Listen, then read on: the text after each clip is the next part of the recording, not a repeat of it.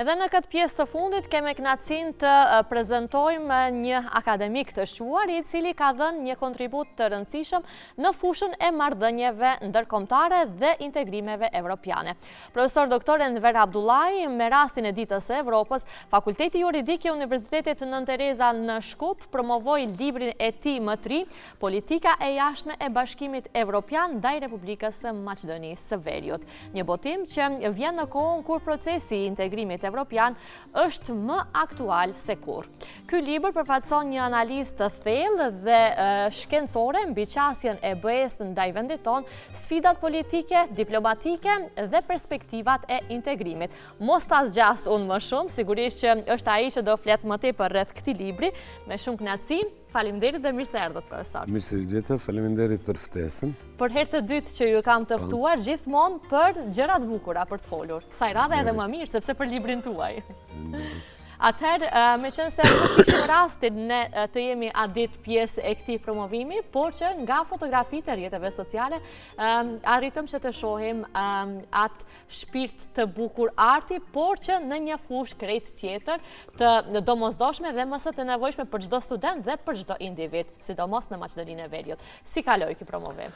Promovi kaloi shumë mirë, ishte domethënë varianti i edituar që paraprakisht e pata botuar më 2021, varianti i updateuar ishte në gjuhën maqedone dhe patëm një promovim me recenzentët profesor Avni Avdiun dhe profesor Agron Kurtishin, mirë po në sallë kishte shumë student, shumë profesor prej Universitetit Prishtinës, prej universiteteve në Tetov dhe më pas patëm një debat shumë të frytshëm ku i shoshitëm pothuaj të gjitha aspektet e ngecjes së procesit të evrointegrimeve.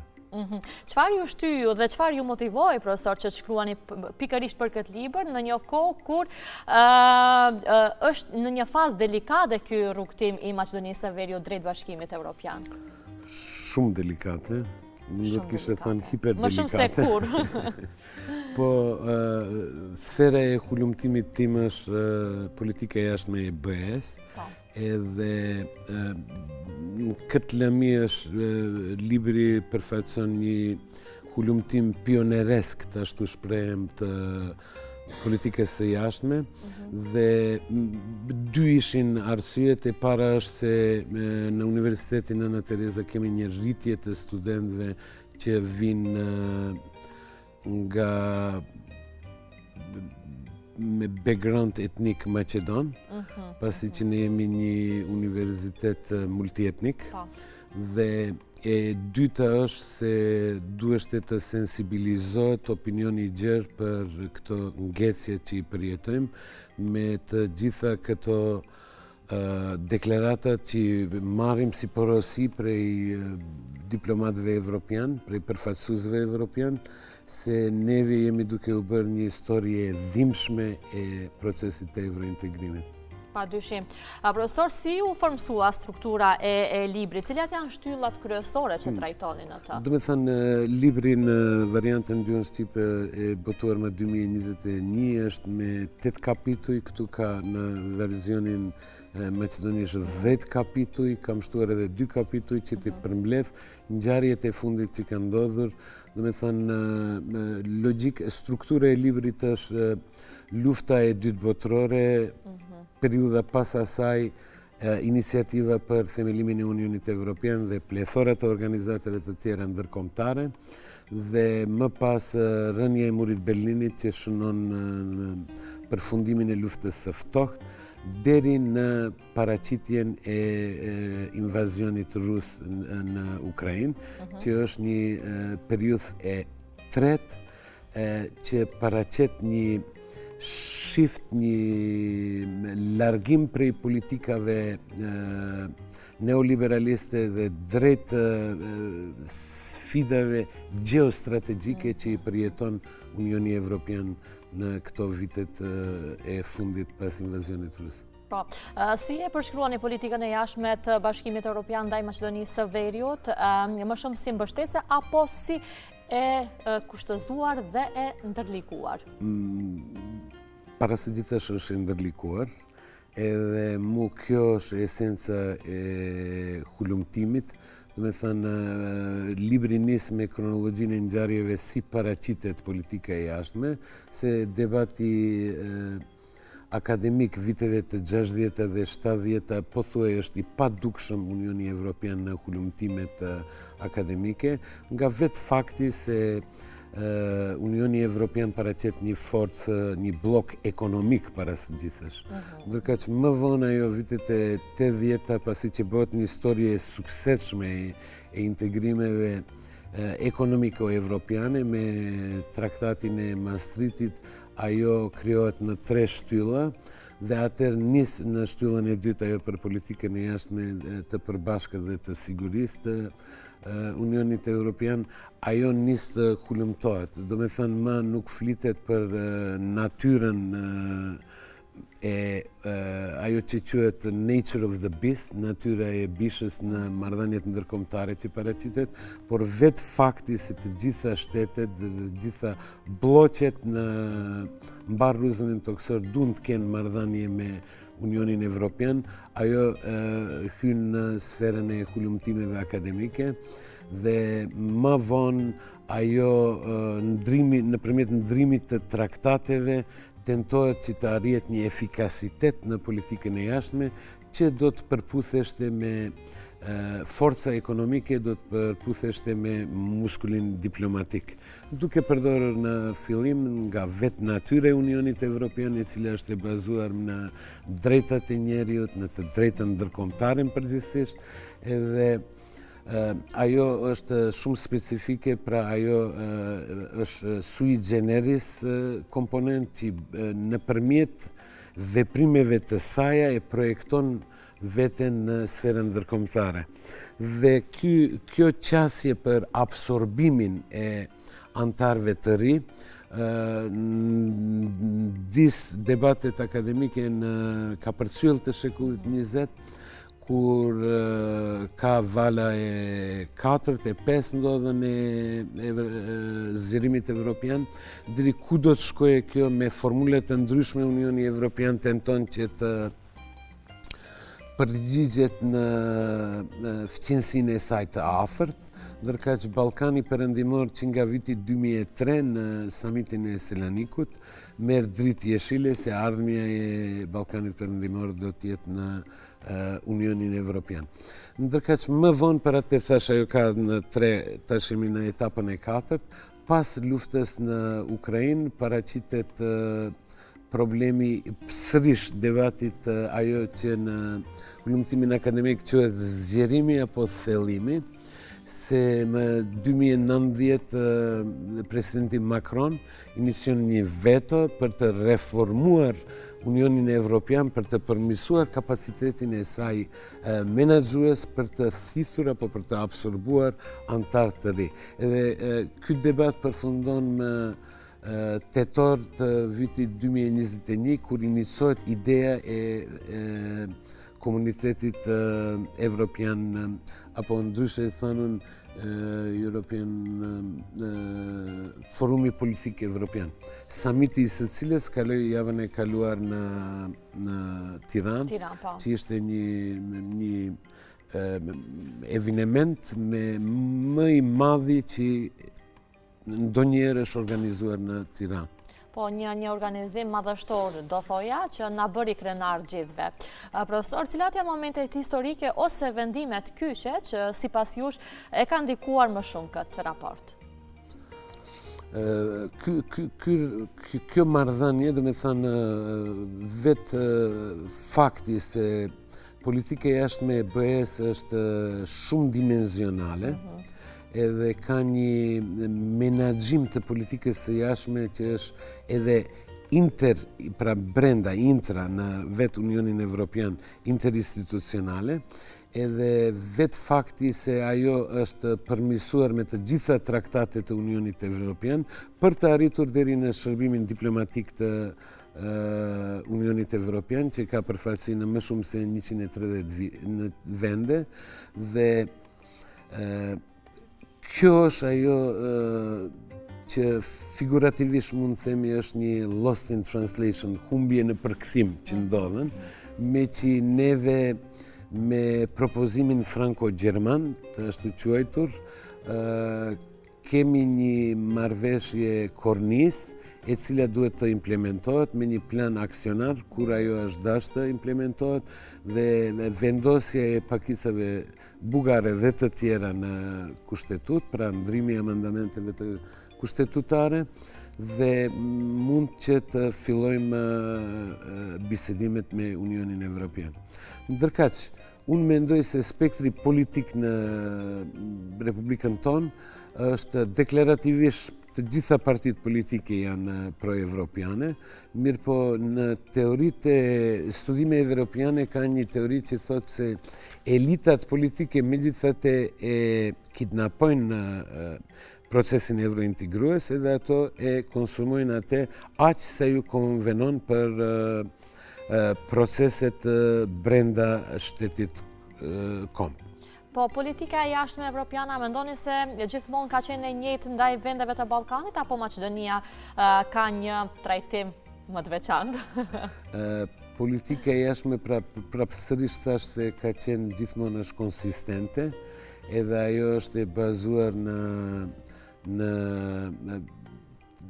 reformat e traktateve që janë bërë, gjithmonë për të pasur konsistencë edhe për të arritur efektshmërinë e saj.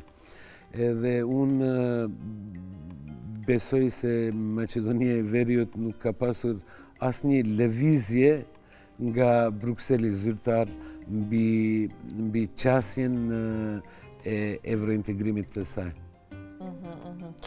Profesor, cilat janë sfidat më të mëdha që vendi ynë duhet të i kaloj për të avancuar drejt antarësimit në Bashkimin Evropian? Do me thënë, neve kemi statusin e kandidatit që nga 2005, kur shumë shtete në rejon nuk ekzistonin si të tilla, siç është rasti i Malizit. Por që kemi ngecur, mendoni që ka shumë ngecje? Shumë ngecje ka, edhe kjo ngecje është rezultati mos arritjes së konsensusit të përgjithshëm në shoqërinë tonë rreth eurointegrimeve, edhe pastaj ajo arrinjet që të manipulohet nëpërmjet kampanjeve politike, dhe një prej problemeve është se neve në mënyrë permanente jemi në një kampanjë politike. Por shikuar institucionalisht, apo si të them në mënyrë të strukturuar nëse i qasemi, para së gjithashtu duhet të ndrodhin ndrimet kushtetutare. Duhet të arrihet një lloj konsensusi, sado që qeveria aktuale e udhëhequr nga nacionalistët maqedon me pretekstin se neve kemi qenë të anashkaluar, neve kemi bërë shumë kompromise, pa më dyshje se kompromiset që i ka bërë Republika e Maqedonisë së Veriut kanë qenë të dhimbshme, se i përket pjesën identitare që janë tepër sensitive, sidomos në Ballkan, dhe ajo ngatrohet me komisione tjera që ka të bëjë me përpilimin e teksteve shkollore të historisë dhe kështu me radhë, dhe ajo është një endless, ajo është një debat e pafundme nëse zhutemi në ato debate. Mirë po, nëse arrihet një konsenzus brenda kampit shqiptar para së gjithësh, dhe së bashku se tash kohëve të fundit ka një lloj plasaritje të them edhe brenda vetë kampusit shqiptar që kanë qenë 100% pro-evropian, duke kalkuluar në mënyrë për politikat ditore, bëjnë disa kompromise, se nëse e shifni edhe kronologjinë e ngjarjeve të 10 muajve të fundit, po thuaj u harrua agenda evropiane nga kampi shqiptar, dhe duhet të vijë 9 maj kur në mënyrë solemne shënohet dita e Unionit Evropian, edhe të rikujtohemi se po betimi ka qenë i tillë, me afate se nëse nuk bëhet deri në vitin e ri, pastaj deri në shkurt, mars, edhe kështu me radhë. Pralla që i kemi dëgjuar për këto 2 dekada e kusur. Të paktën nga viti 2005, kur mendoni që ka qenë ajo faza që ndoshta pak më shumë është folur rreth kësaj çështjeje? Mendoj se edhe qeveria paraprake ka qenë shumë eager, ka qenë shumë kushtimisht tanun agresive që ta shtyjë agendën evropiane përpara. Edhe, do me thënë, vetë fakti se këtë librin e kam të botuar me sponsorim nga Ministria e Kulturës, është një indikator se se i kanë dhënë rëndësi agendës evropiane. Po, profesor, nga perspektiva juaj si studiues, është e përgatitur elita politike në vend momentalisht për të dialoguar në mënyrë efektive me strukturat e Bashkimit Evropian? Si e shihni nga këndvështrimi juaj gjithmonë? Unë mendoj se po. Plus asaj edhe Unioni Evropian u tregua edhe në konfliktin ruso-ukraina se ka një maqineri edhe një mekanizme shumë të avansuara për ndërmjetësime diplomatike. Tash ditëve të fundit, sikur rritet shtypja nga përfaqësuesit e Unionit Evropian dhe nga mbar komunitetin ndërkombëtar, edhe ka një tentativë që t'i përafrojnë qëndrimet me fqiun ton lindor, sa i përket të deblokimit të kësaj situate që gjindemi, ngërçit politik. Mendoni që ky libër sadopak mund të shërbej edhe si një udhërrëfyes për politikanët dhe diplomatët tanë në ndërtimin e strategjive më të forta drejt Bashkimit Evropian? Libri është i dedikuar para së gjithash për studentët dhe për studiuesit e shkencave politike, studimeve evropiane. Por që është mirë ta ke në duar se cili individ. Edhe në stil është i shkruar me kronologji të ngjarjeve, me tabela se si funksionon politika e jashtme. Unë që as pak nuk jam e kësaj fushë, sa po e shletova pash që ka edhe data, edhe shumë mire thatë se si funksionon politika e jashtme, për shembull krijimi politikave të përbashkëta të sigurisë dhe mbrojtjes. Pse jo mos të jemi të informuar edhe në rreth kësaj teme? Një është ajo, mirë, po problemi i dytë është me siguri ju i shoshitni edhe këto tema në programet tuaja. Patjetër që po. Është sa lexojmë ne, ajo është art në vetë. Krejtësisht. Por që është mëse nevojshme që në çdo kënd të çdo shtëpie të jetë ky libër, padyshim. Profesor, cili do të ishte mesazhi për fund? Për fund unë jam optimist, nuk e di ma jam i mirë informuar, se ka një amulli politike në shoqërinë tonë. Po unë jam optimist se neve me që përkrahja për Unionin Evropian në popullatën e Republikës së Maqedonisë së Veriut asnjëherë nuk ka rënë mbi 65%.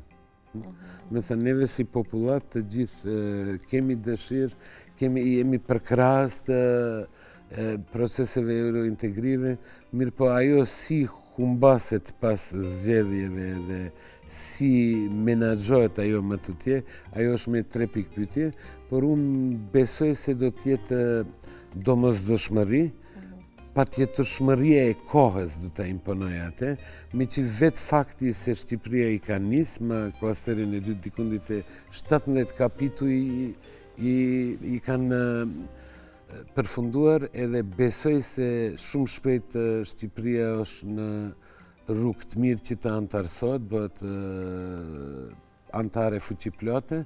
Ajo me siguri do të ketë domino efektin e saj. Dhe rezultati do shihet, besoj.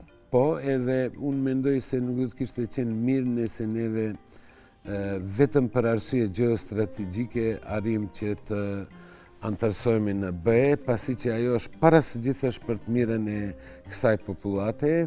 Ajo është para së gjithash mirë nëse marrim parasysh faktin se më pak se 2% ka rënë besueshmëria në institucionet e sistemit juridik. Dhe këto reforma që duhet t'i bëjmë me misionet e Unionit Evropian të mbikëqyrjes të gjyqësorit, Pa më dyshje se do të punojë në favorin ton, pa më dyshje se për neve do të lehtësohet përditshmëria jonë edhe realizimi i të drejtave juridike and so forth. Kur jemi te Shqipëria, e shihni si një shembull pozitiv rrugën drejt Bashkimit Evropian shtetin shqiptar? Pa asnjë më dyshje, Shqipëria është ylli që shëndrit në Ballkan për momentin sa i përket proceseve eurointegruese. Sa mire tatë. Me këtë, do dëshiroja që ta përmbyllim këtë bisedë kaq të këndshme, profesor, duke uruar shumë suksese edhe në titujt e tjerë, vetëm harrova të ju pyes, do jetë në vazhdimsi, do ketë edhe botim të tretë ky libër? Po, botim të tretë do të ketë mbas 2 vitesh për etapën e 4, do me thënë për fazën pas invazionit rus në Ukrainë. Urojmë që të jemi edhe ne asaj rruge sa më shpejt. Faleminderit shumë. Shumë faleminderit, ishte shumë kënaqësi.